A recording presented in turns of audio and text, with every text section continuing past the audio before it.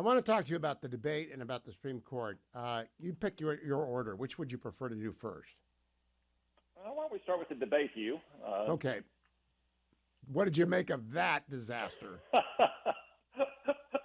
Well, that reaction probably tells you all you need to know.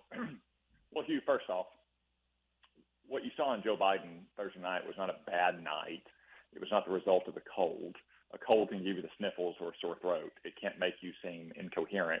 But more importantly, a cold can't cause three plus years of inflation and an open border and a chaotic war-filled world.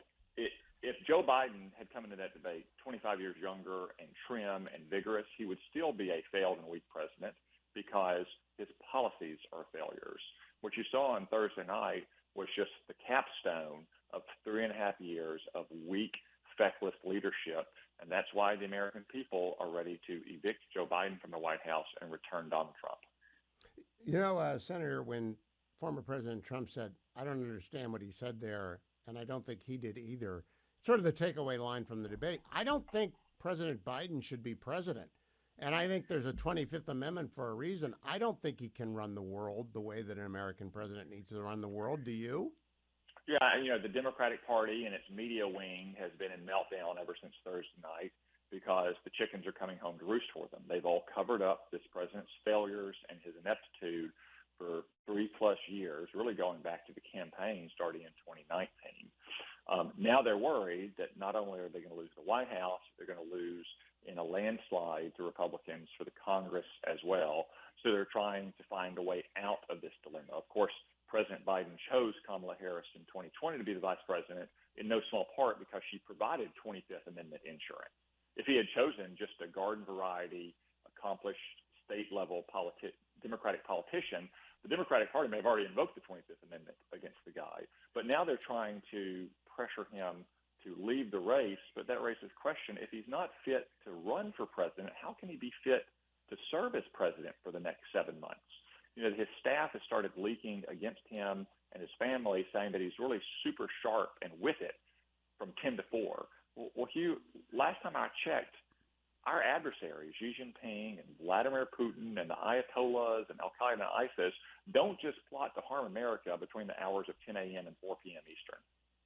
Can I play for you the most chilling thing that the president said? Cut number 2. It's only 3 seconds long, but I want to play it for you. Cut number 2. That's the only terrorist that's there. I'm not saying no terrorist ever got through. I'm not saying no terrorist ever got through. Senator Cotton, I think we're going to get whacked, and I'm worried. Well, Hugh, I can tell you I'm concerned about it as well. We've had radical Islamic terrorists trying to kill Americans, to include infiltrate America and kill us here for decades. After they succeeded on 9/11, we undertook a lot of initiatives and measures that reduced the likelihood of that.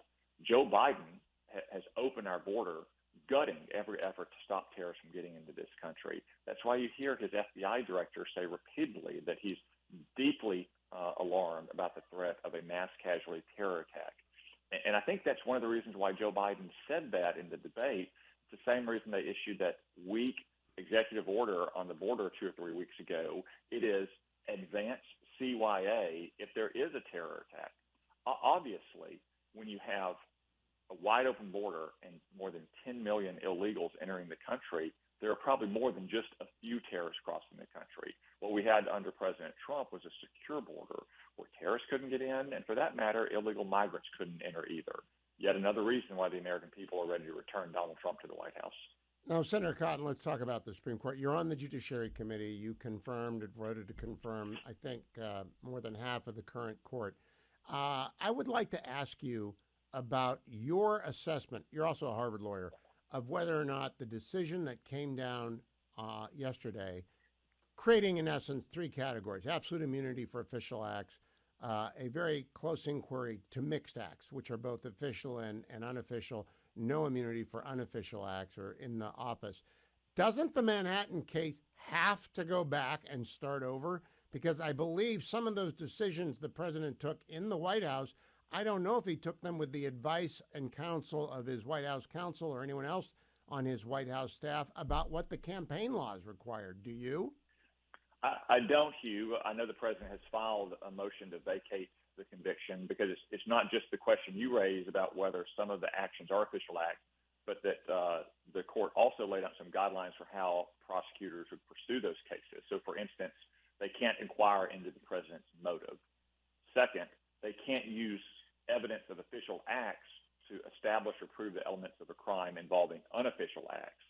And I think there's no question on that front that some of what Judge Marchand allowed in the New York court would violate the standards the Supreme Court announced yesterday. So I think President Trump is right to go in to New York and move to vacate his conviction. Of course, the conviction should have never happened in the first place because he did nothing wrong.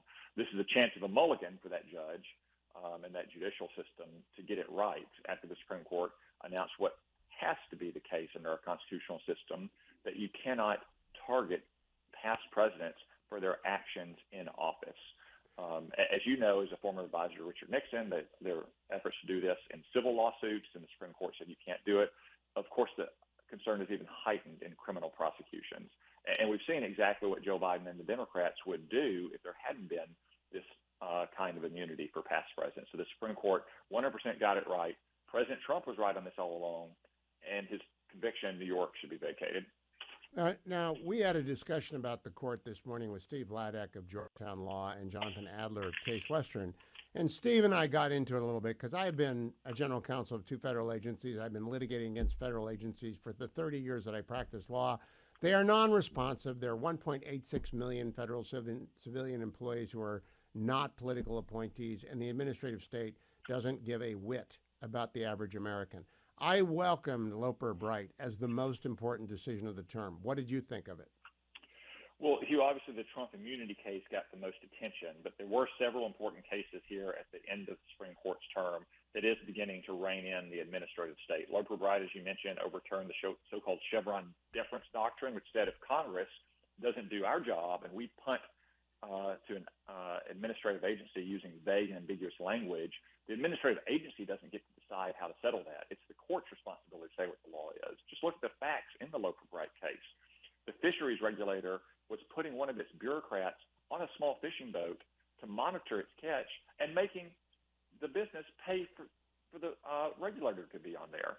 That was the first case. The second case was an important case involving the SEC, saying that you cannot set up quasi-courts inside your own bureaucracy and then target American citizens with judicial-like cases and penalties without giving them a right to a jury. So that's the second big case. And third, yesterday, the court said that you have a right to challenge regulations at any time that you first are harmed by them. So let's say the SEC put out a regulation 12 years ago, but you were in school then, and you got out of college and you went into the broker-dealer business and you got your license, and now you're harmed by a regulation that you can still sue because it's your rights that have been harmed, not the agency's prerogative. So if you put all those three cases together, it was a huge victory for constitutional government and the liberties of the American people, a huge loss for the administrative state.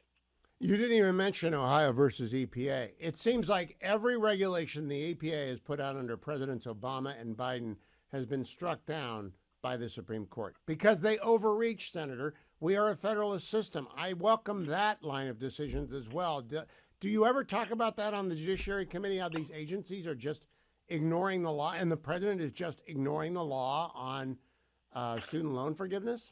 Well, remember, these agencies are not neutral, nonpartisan scientific experts. They are the enforcement arm of the progressive movement. They were created in spirit and then in many cases in reality by some of the original progressives, most notably Woodrow Wilson.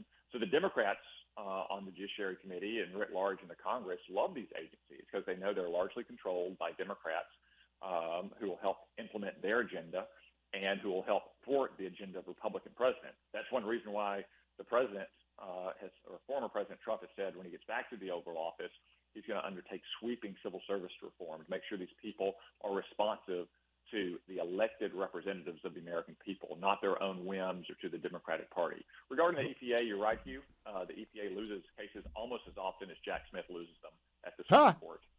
Well, I am hoping someone talks to me about the Federal Civil Service Reform Act of 78 because I had to administer it at OPM. It's a nightmare. Let me close by asking you, Senator, about Justice Sotomayor's dissent.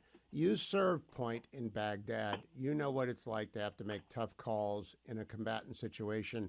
But Justice Sotomayor picked up the D.C. Circuit hypothetical of a SEAL Team 6 order to assassinate a political opponent.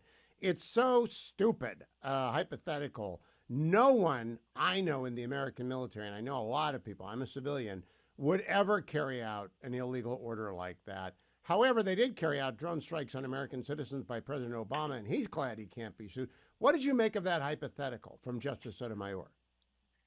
Well, I think Justice Sotomayor and some of the other liberal justices, to put it kindly, have spent too much time watching MSNBC and following progressive social media, and now they largely dissent based on memes and tropes that they see on those sites. They don't engage in rigorous legal analysis. They are clearly suffering from a version of Trump derangement syndrome. If you put the shoe on the other foot and you said, yeah, you had some left-winger who was suing Barack Obama for killing an American teenage citizen during a drone strike on a terrorist camp, they would see these things very differently. What you saw yesterday, though, was a constitutionalist majority that is not ruling just in a particular case involving Donald Trump, but about broad constitutional principles that are going to apply for eternity. That's what they said at their oral argument. That's what the Supreme Court is supposed to do. The liberal justices oftentimes are just suffering from another version of MSNBC-inspired Trump derangement syndrome. Very quick question, Senator. I have a new Fox News column. Trump dominated the debate. He doesn't need to do a second one. I do want to see a vice presidential debate, but I do not want him to go back in under the rules set by Team Biden. What do you think? Well, I thought the president did a great job in the debate, and I know that he was pleased with the outcome as well. It had to be weird standing up there on stage with Joe Biden having a meltdown like that, but I believe he's looking forward to the debate, and I have no reason to think he won't do a great job the next time around. Now, I do think that Joe Biden is going to find any way possible to get out of the next debate, because obviously his campaign is just trying to get through these next few weeks to get him formally nominated and then probably hide him out in the basement again. Yeah, but I would like to see a fair rule set with questions about China and Iran.